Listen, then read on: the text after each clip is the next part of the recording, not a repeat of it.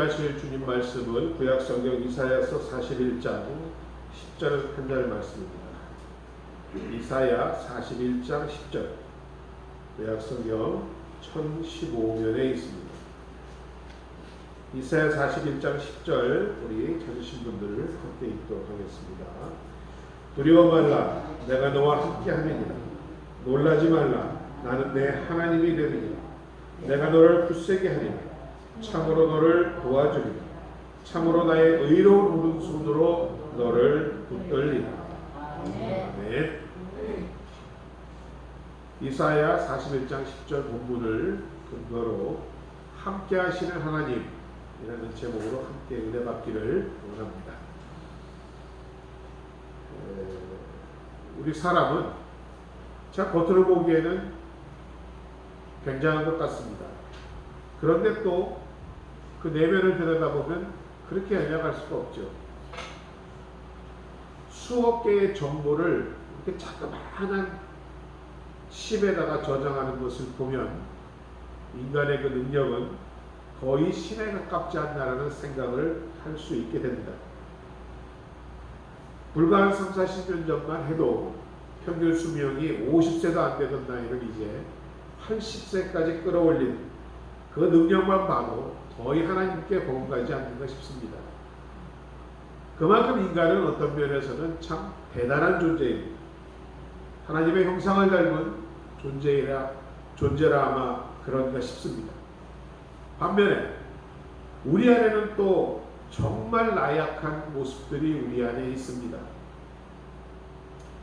사랑하는 이를 잃고 주체하지 못하는 슬픔 가운데서 몸부림치는 한 인간을 생각해 보십시오. 병원에 가도 어디에 가도 나을 수 없는 그런 질병에 걸려 하얗게 죽어만 가는 사람의 마음을 생각해 보십시오. 이런 피할 수 없는 죽음 앞에서 지푸라기와 같은 존재로 전락해버리는 우리의 모습입니다. 이러할 때 정말 우리 인간이라는 존재는 너무나 가엾을 정도로 나약하다는 사실을 우리는 알 수 있습니다. 하나님께서는 이러한 인간에 대해서 이렇게 말씀을 하셨습니다. 본문 14절을 보면 지렁이 같은 너 야곱아 라는 표현을 하셨습니다. 우리 속담에 그런 말씀이 있죠. 지렁이도 밟으면 꿈틀한다. 즉 세상에서 가장 약하고 나약한 존재로 비유되는 것이 지렁이 아니겠습니까? 얼마나 가냘프고 연약해 보이는 우리의 모습이기에 하나님은 우리를 향하여 지렁이 같다라고 말씀하셨을까요? 이와 같은 우리의 내면의 연약함을 또 여러 가지 문제를 만났을 때 우리의 그 부족함을 생각할 때 믿는 여러분과 저에게는 각자 힘이 되는 하나님의 말씀 구절들이 하나씩은 다 있을 줄로 믿습니다. 제 경우에는 오늘 본문에 우리가 읽었던 이사야서 41장 10절의 이 말씀이 참 많은 힘이 되고 위로가 됩니다. 그 말씀을 묵상하고 또 묵상하고 계속 입술로 되뇌이고 고백하다 보면 지금의 나의 불안과 그런 초라함이 사라지고 내가 바라보는 것도 또한 희망을 갖게 되고 커다란 힘과 용기를 얻게 됨을 저는 날마다 체험하고 있습니다. 두려워 말라, 내가 너와 함께하리라. 놀라지 말라, 나는 내 하나님이 됩니다. 내가 너를 굳세게 하리라. 참으로 너를 도와주리라. 참으로 나의 의로운 오른손으로 너를 붙들어 주겠다라는 이 말씀 한마디 한마디가 제 영혼을 적셔들 때마다 이 말씀이 얼마나 힘이 되고 제게 위로가 되는지 말로 할 수 없습니다. 여러분도 오늘 이 말씀을 통해서 하나님의 큰 위로와 음성을 들으시는 여러분 되어주시기를 주님의 이름으로 축원드립니다. 오늘 이사야서의 본문은 원래 유대 백성들을 향하여 이사야의 예언을 말하고 있습니다. 이러한 말씀이 나오게 된 배경은 바로 이렇습니다. 그 내용은 바로 앞으로 100년쯤 지나면 이 유대 나라가 망하여서 우상 숭배로 인하여서 하나님의 심판을 받게 될 것이다. 그리고 그 죄값 때문에 바벨론으로 끌려가서 70년간 포로 생활을 해야 하는 것이 너희의 운명이라는 그러한 배경 가운데서 나온 말씀이라는 것입니다. 당시 이사야는 앞으로 100년 후에 일어날 일들에 대해서 지금 이스라엘 백성들에게 선포하고 있습니다.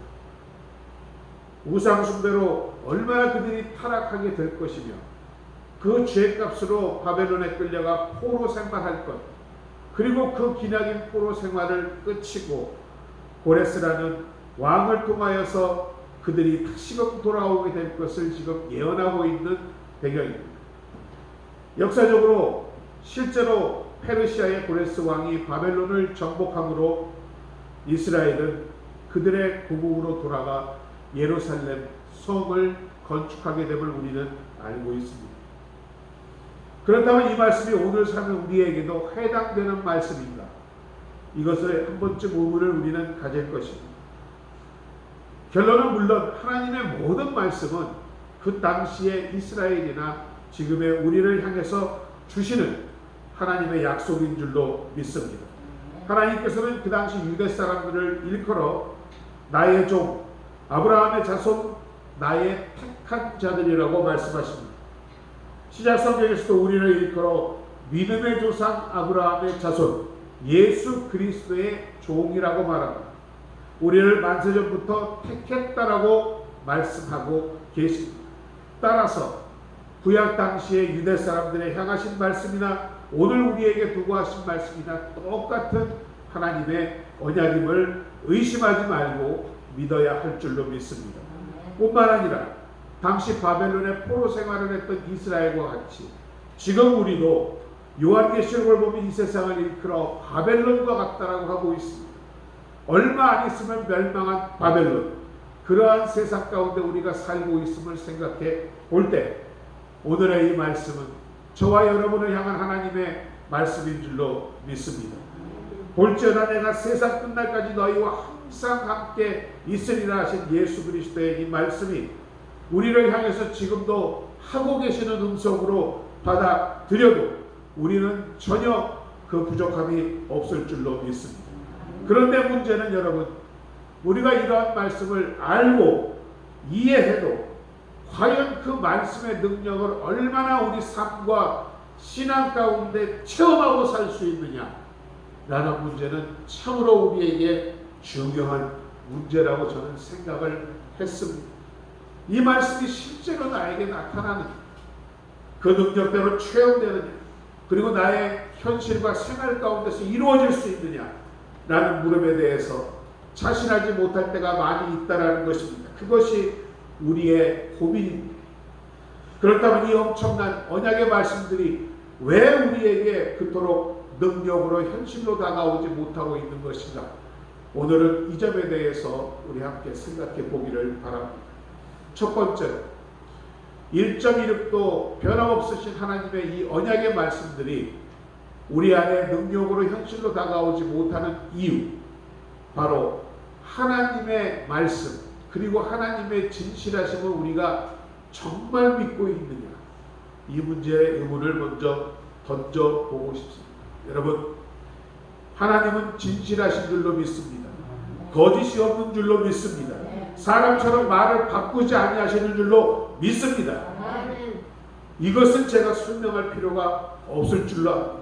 사무엘상 15장 29절은 말씀합니다.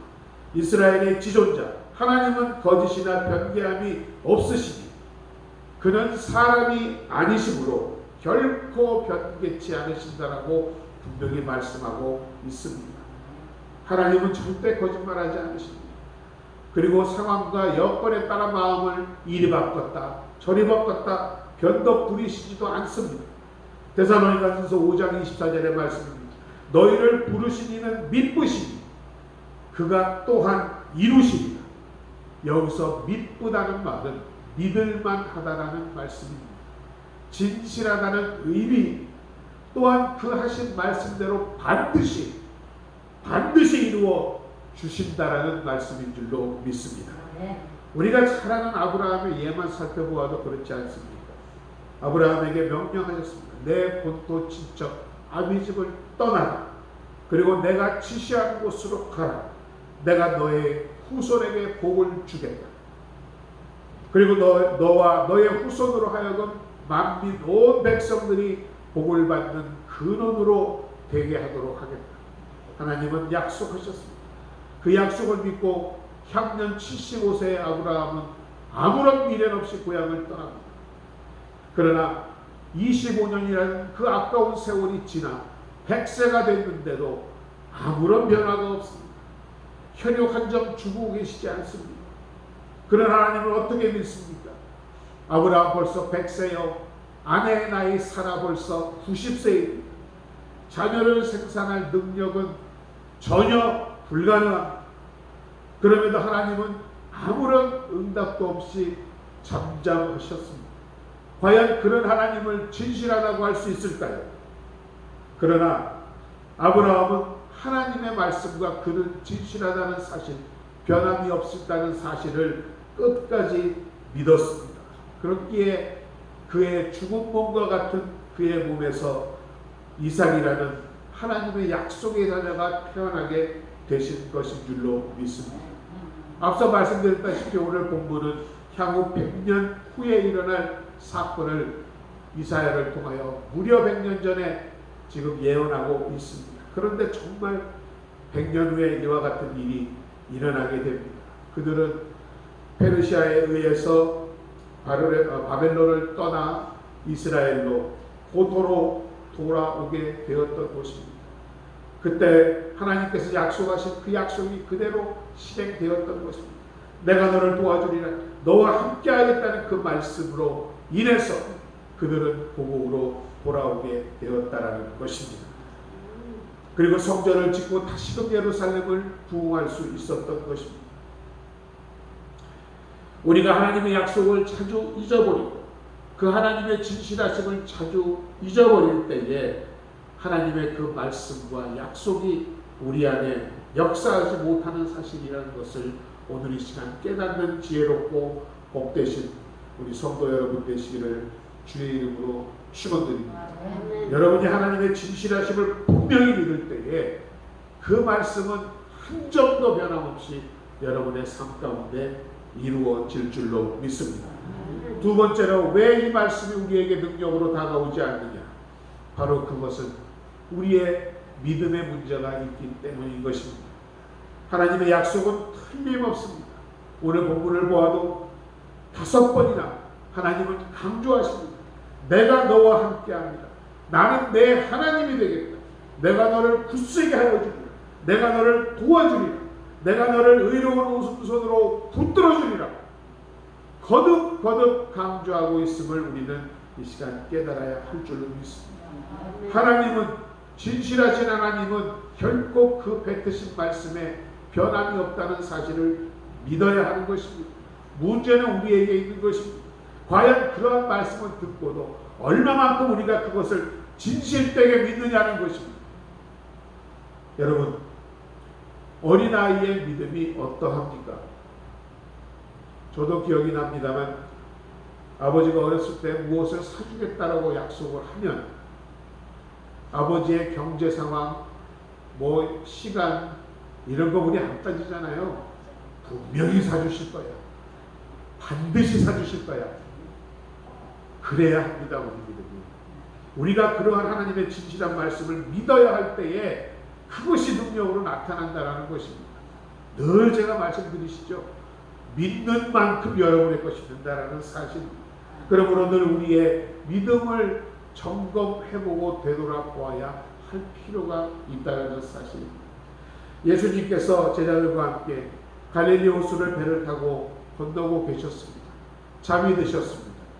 그러다 풍랑을 만나게 됩니다. 가룟 유다를 제외한 모든 제자들이 예수님을 하나님의 아들이요 메시아로 믿고 있는 상황이었습니다. 그리고 예수님과 지금 함께 배를 타고 있습니다.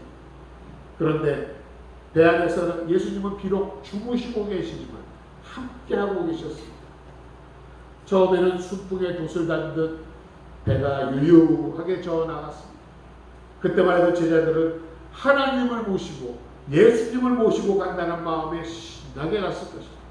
그런데 갑자기 하나님과 함께 하는데 호수에 풍랑이 일으키시다가니 거센 파도가 배를 흔들고 내어치기 시작합니다.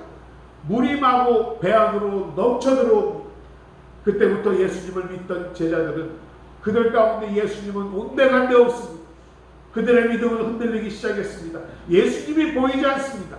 눈앞에 파도만 보입니다. 예수님을 흔들어 깨우고 주여 주여 우리가 죽게 되었는데 뭐하고 계십니까?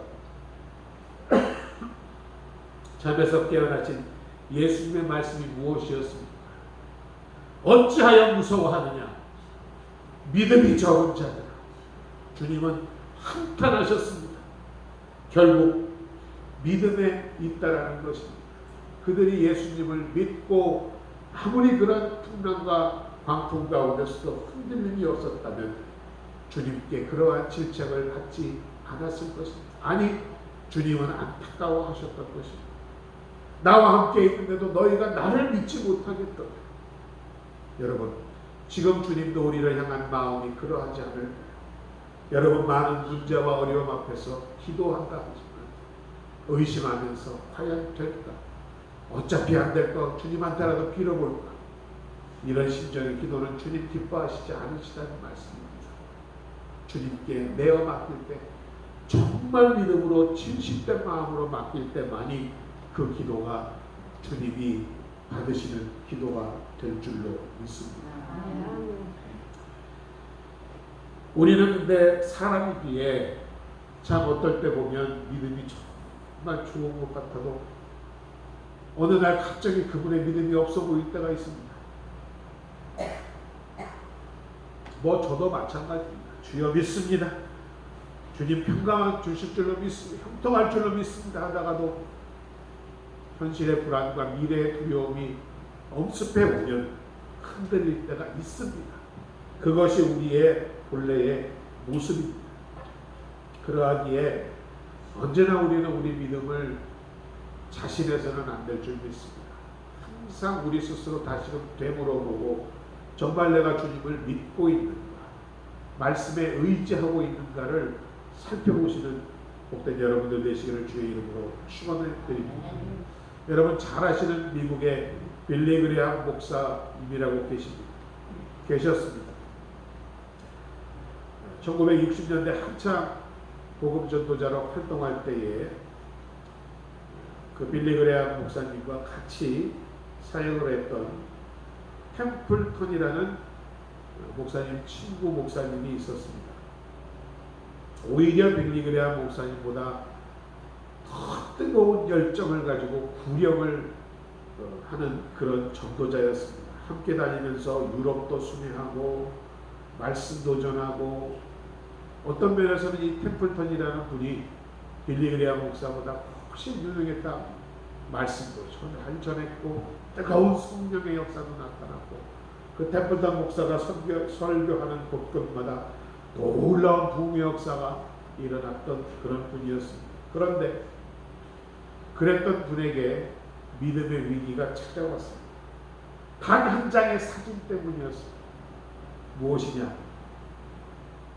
그 사진은 아프리카의 바짝 마른 여인이 죽어가는 아이를 안고 하늘을 원망스럽게 바라보는 사진이었다라고 합니다. 당시 템플턴 목사님은 엄청난 가뭄으로 인해 수많은 인명들이 죽어가는 그 아프리카의 기아의 상황을 바라보면서 이 사진을 보게 되었다고 합니다. 이 여인에게 이 아이에게 필요한 것은 식량이고 비인데 어찌 천지만물을 창조하신 하나님이 계신다면 어찌 저들을 이렇게 비참하게 내어둘 수 있느냐라는 마음의 의심이 생기기 시작하였다. 하나님이 정말 자비로우신가? 인자와 긍휼이 풍성하신가? 어떻게 죽어가는 아이를 내버려 두실 수 있다는 것인가? 그의 마음 가운데 이러한 생각이 들자 그의 믿음은 흔들리기 시작했습니다. 하나님으로부터 얼굴을 돌렸습니다. 예수님을 떠나버렸습니다. 전도자의 삶도 포기해버렸다라고 합니다. 조금은 무능했지만 그러나 빌리 그레함 목사는 어떤 상황 가운데서도 흔들리지 않는 믿음을 가지고 있었던 것입니다. 우리가 사람을 만나도 일관된 사람이 좋지요. 자기 기분에 따라 좋았다가 기뻤다가 또 냉정했다가 취하고 돌아섰다가 우리 그런 사람 만나기 싫어요. 마찬가지입니다. 하나님도 조금 못났지만 부족하지만 늘 하나님을 향하여 변하지 않는 여러분의 그러한 믿음을 바라고 계시는 줄로 믿습니다. 가끔 우리는 믿음이 흔들릴 때가 있습니다. 그것이 정상입니다. 어린아이처럼 믿지 못하고 흔들릴 때가 있습니다. 그러할 때마다 우리는 다시금 기도로 그 믿음을 확인하시는 여러분 되어주시기 바랍니다. 어린아이처럼 믿게 하여 주옵소서. 어렸을 때 아버지가 나에게 약속했던 거 내가 철석같이 믿었듯이 그런 아버지를 내 눈에 보이고 손에 잡히진 않지만 믿는 믿음을 허락하여 주옵소서. 여러분, 믿음은 내 의지로 되는 것이 아닙니다. 하나님께서 허락하여 주실 때 그 믿음이 온전한 믿음인 줄로 믿습니다. 마지막으로 하나님의 말씀, 그 언약대로 우리 삶 가운데 현실로 나타나기 위하여 하나님은 우리와 함께 하신다라고 하셨는데 과연 나는 하나님과 함께 하고 있는가? 이것을 돌아보는 여러분 되시기 바랍니다. 다른 말로 표현하면 하나님의 임재와 동행하심을 경건의 연습을 해야 한다라는 말씀입니다. 사랑 관계도 마찬가지 아닙니까? 아무리 그 사람 사랑하고 좋아하고 하지만은 함께 하지 않으면 멀어질 수밖에 없습니다. 자주 만나고 매일 봐야 여러분 할 말이 더 많은 거 아시죠? 어쩌다 보면 할 말 많을 것 같은데 의외로 할 말 없어요. 잘 지내셨습니까? 오랜만입니다. 별일 없으셨죠? 끝. 근데 매일 보세요. 아이고 어제 밥은 어땠어? 뭐는 송아지는 어땠어? 할 말 정말 많습니다. 마찬가지입니다. 우리도 하나님과 이런 교제와 동행, 연습이 있어야 한다라는 말씀입니다. 하나님의 존재라는 것이 사실 막연하잖아요. 눈에 보이지도 음성에 들리지도 우리 오감을 통하여서는 알 수가 없습니다. 그러나 그것을 믿는 것이 여러분 믿음인 줄로 압니다. 그런 하나님이 지금 나와 함께 하시고 내 기도를 들으시고 지금 이 예배를 받으시고 여러분의 찬양을 기뻐하신다는 사실을 여러분이 늘 마음에 느끼고 연습해야 한다는 것입니다. 그것은 바로 무시로 때를 가리지 말고 성령 안에서 기도하는 것입니다. 갑자기 이유 없이 어려움, 두려움이 다가올 때 주님 무엇입니까? 알게 해주십시오. 주님 함께 해주십시오. 불안합니다. 예수피, 예수피. 여러분 이게 기도입니다. 그리고 주야로 늘 하나님의 말씀을 묵상하고 되씹는 것입니다. 같은 말씀이라도 여러분 그 상황과 여러분의 나이와 시절에 따라 그 말씀의 의미가 다르다는 걸 아시지요? 항상 여물을 먹는 소와 같이 또 씹고 또 씹고 또 씹고. 예전에 원로 목사님 사실 30년 넘게 목회하면 설교 거기서 거깁니다. 했던 말 또 합니다. 그런데도 은혜가 됩니다. 참 신기합니다.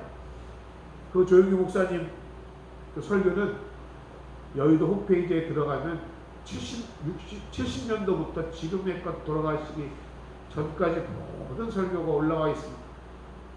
그런데 같은 설교인데 70년대 다르고 80년대 다르고 90년대 다르고 마찬가지입니다. 말씀이 그러하다는 것입니다. 그 말씀을 아는 말씀이라도 다시금 묵상하면 하나님께서 여러분에게 새로운 지혜와 위로와 용기를 주실 줄로 믿습니다. 과연 여러분 하루 사시면서 하나님과 얼마나 함께 하십니까? 10분? 1시간? 하루 종일? 여러분 오늘 이후로라도 여러분 의도적으로 내가 주님과 동행하고 있다. 답답한 일, 기쁜 일, 사람한테 할 수 없는 말 생각나면요 주님 부르세요. 그것이 기도고 동행인 줄로 믿습니다.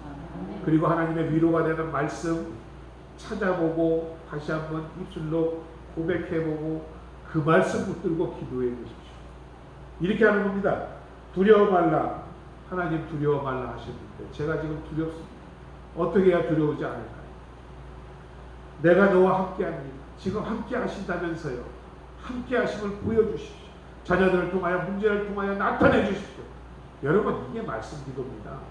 하나님께 말씀 들이대고 기도하는 거예요. 신실하시고 약속을 지키는 하나님께서는 두 손 두 발 다 들 수밖에 없습니다. 아이고, 내가 참 그 말했지. 알았어. 내가 들어줄게. 이것이란 말씀입니다. 이것이 동행이요 임재의 연습인 줄로 믿습니다. 세상 모든 일에는 연습이 매우 중요합니다. 제가 지금 알고 있는 설교도 그렇고 여러분 하시는 일들도 그렇고 모든 일의 연습이 얼마나 중요한지 모릅니다.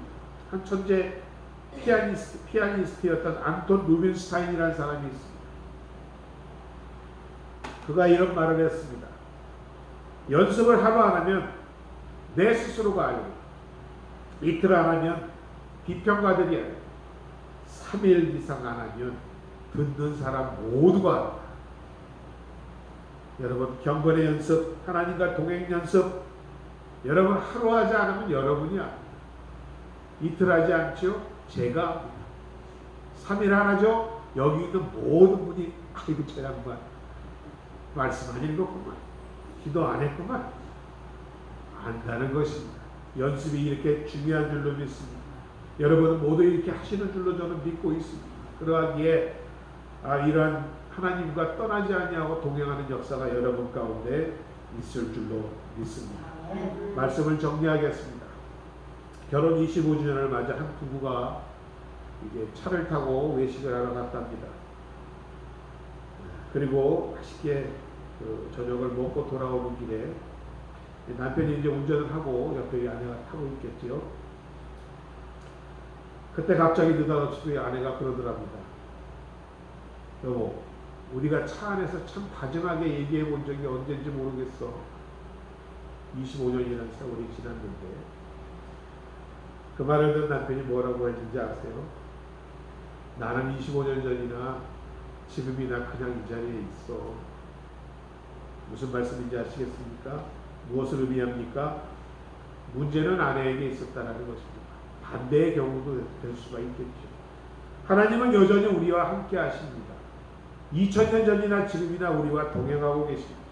우리를 도와주신다라고 간곡히 말씀하고 있습니다. 내가 문제입니다. 여러분이 문제입니다. 여러분이 과연 믿고 있느냐, 그것을 믿고 행하고 있느냐가 문제라는 것입니다. 언제나 다정하게 여러분 곁에서 여러분의 음성을 기다리고 계시는 하나님을 확실하게 믿는 여러분 되어 주시기를 바랍니다. 내가 너와 함께함이니라. 이러한 놀라운 말씀이 여러분에게 능력으로 나타나지 않는다고요. 여러분, 과연 얼마나 하나님과 동행하셨습니까? 하나님을 정말 믿고 계십니까? 그리고 하나님의 말씀을 읽었습니까? 기도해봤습니까? 불안한 미래와 두려운 현실 앞에 하나님은 오늘도 말씀합니다. 두려워 말라, 놀라지 말라. 내가 너와 함께하며 너의 하나님이 되겠다. 참으로 내가 너를 도와주겠다. 신약에서도 예수님께서 중요하신 말씀을 할 때 그 말씀하시잖아요. 진실로 내가 이르노. 구약에서는 참으로입니다. 저는 이 참으로라는 말을 들으면 가슴에 그렇게 위로가 됩니다. 그냥 도와줄게. 정말 도와줄게. 참으로 도와줄게. 위로가 된다는 말씀입니다. 자, 오늘 이후로 하나님의 이 성실하심을 어린아이와 같이 순전한 믿음으로 믿고 하나님이 여러분을 향하여 하신 이 모든 말씀들, 언약들이 여러분과 여러분의 환경과 자녀들과 여러분 가운데, 인생 가운데 나타나기를 저는 간절히 소망합니다. 여러분이 그렇게 하시면 반드시 나타날 줄로 믿습니다. 그러한 간증들이 우리에게 넘쳐날 줄로 믿습니다. 한 분 한 분 날마다 저에게 그러한 간증이 들려올 수 있도록 늘 기도하고 하나님과 동행하시는 여러분 되어주시기를 주님의 이름으로 축원드립니다. 아버지 하나님, 은혜와 사랑을 감사드립니다. 주님의 말씀 마음 깊이 간직하고 이 말씀이 우리 안에 뿌리내려 30배, 60배, 100배의 놀라운 결실을 맺게 하여 주옵소서. 우리가 함께 하시겠다고 약속하신 주님, 이 약속을 그대로 믿고 날마다 주님과 동행하는 연습을 통하여서 우리가 우리 이상의 삶을 살 수 있도록 주님 함께하여 주옵소서. 머리 숙인 귀한 자녀들, 오늘도 하나님이 너무도 사랑하는 자녀들입니다. 택하신 자녀들입니다. 축복하시고 인도하여 주옵소서. 예수님의 이름으로 기도드립니다. 아멘. 자, 우리 오늘도 주신 말씀 마음에 깊이 새기면서 아버지 하나님 주님의 신실하심을 믿겠습니다. 말씀대로 이루어지심을 믿겠습니다. 나에게 믿음을 주시옵소서. 주님 함께하기를 바랍니다. 주님 도와주옵소서. 주여 한번 부르시고 기도하겠습니다. 주여